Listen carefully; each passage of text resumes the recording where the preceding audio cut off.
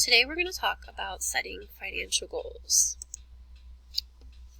So we want to set some goals. What is a goal? Well, a goal is the end result of something a person intends to acquire, achieve, do, reach, or accomplish sometime in the near or distant future. Setting goals is like creating a roadmap for a big trip that you're taking. Now, how can goal setting benefit you? Well, it can benefit you in a number of ways.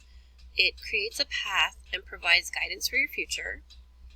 It helps make the life that you want to live a reality. It helps with decision making, and it helps create well-being. Now, one of the questions you need to ask yourself when you're going to set financial goals is it realistic to write goals for every decision that you make? And no, it is not. As you can see at this chart here where it says routine decisions, explanation, routine decisions, basically daily ones do not require a lot of thought. An example would be what to wear in the morning.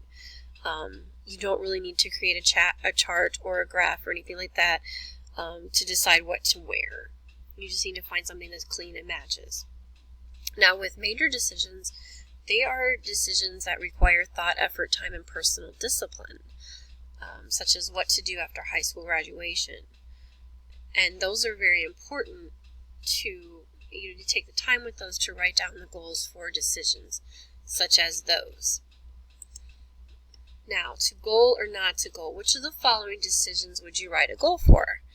Would you write a goal for when you purchase a car?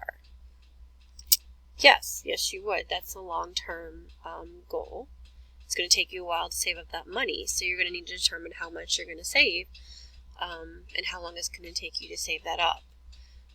Do you need to write a goal down for when you will complete your homework this evening? Well, no, you really don't need to write anything down for that. You know it's due the next morning, so you need to do it tonight.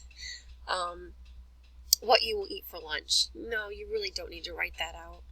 You just either buy your lunch at school or you pack it at home and you just put it in the bag based on what you have available and take it.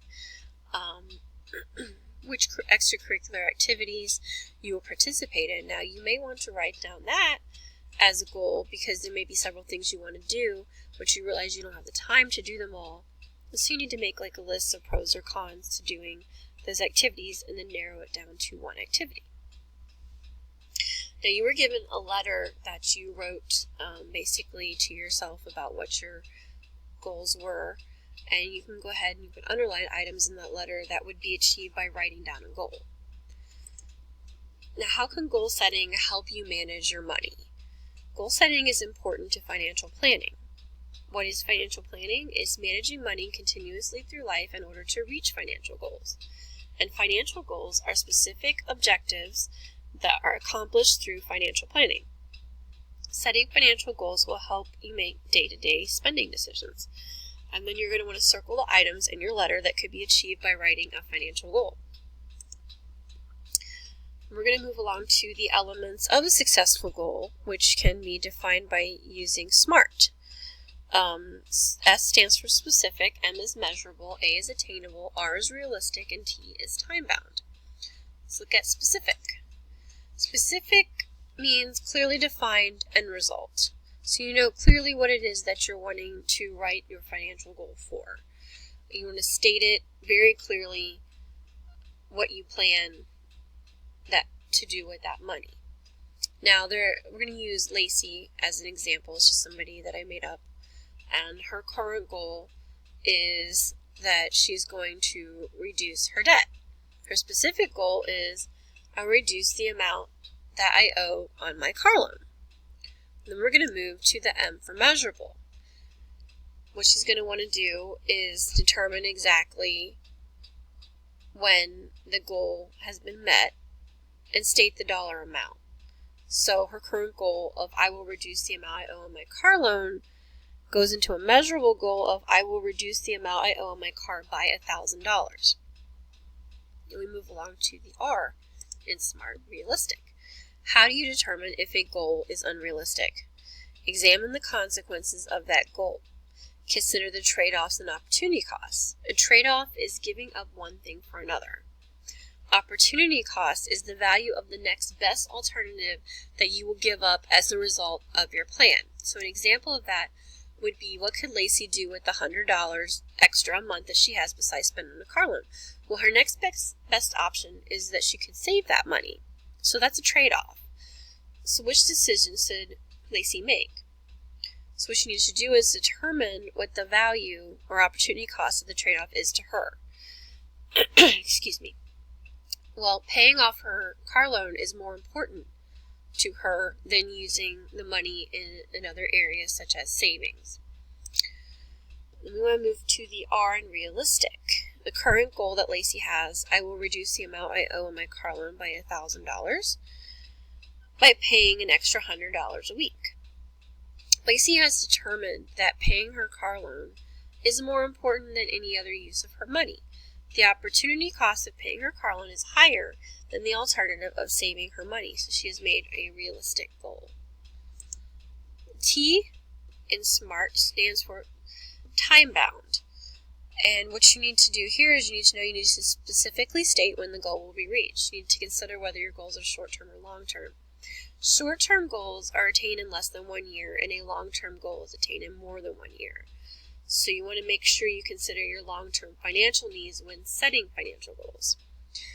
For example, with Lacey, her current goal: I will reduce the amount I owe my car loan by $1,000 by paying an extra $100 a week, goes into a time-bound goal of I will reduce the amount I owe my car loan by $1,000 in 10 weeks by paying an extra $100 per month. So just to go over a summary of these SMART financial goals. As to specific, you want to state exactly what is to be done with the money involved. M, measurable, write the exact dollar amount. A, attainable, create a step-by-step plan outlining exactly how the goal can be reached. Realistic, think through the trade-offs and opportunity costs to analyze the consequences of your goal to make sure it isn't unattainable. And time-bound, specifically state when the goal will be reached. Show me the goal. So we're going to talk about someone else. We're going to talk about Austin. Austin needs help writing a SMART goal. He has identified all parts of the goal, and you need to help him classify each element of a SMART goal, and then combine the parts of the goal to create a SMART goal. If you look here, his book of goals, he's 16 years old.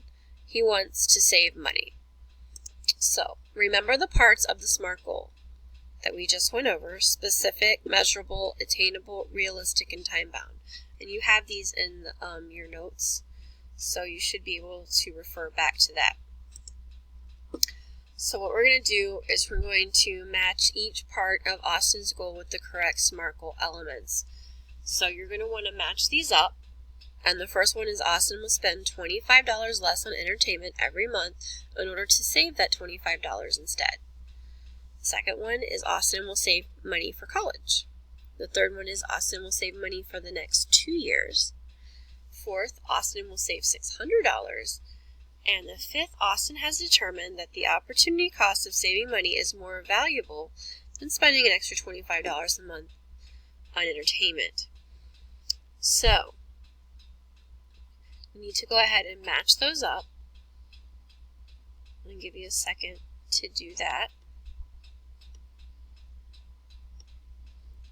And then we're going to check and see if you are correct. Okay, here we go. You can see here the answers. The specific goal for Austin is that he will save money for college.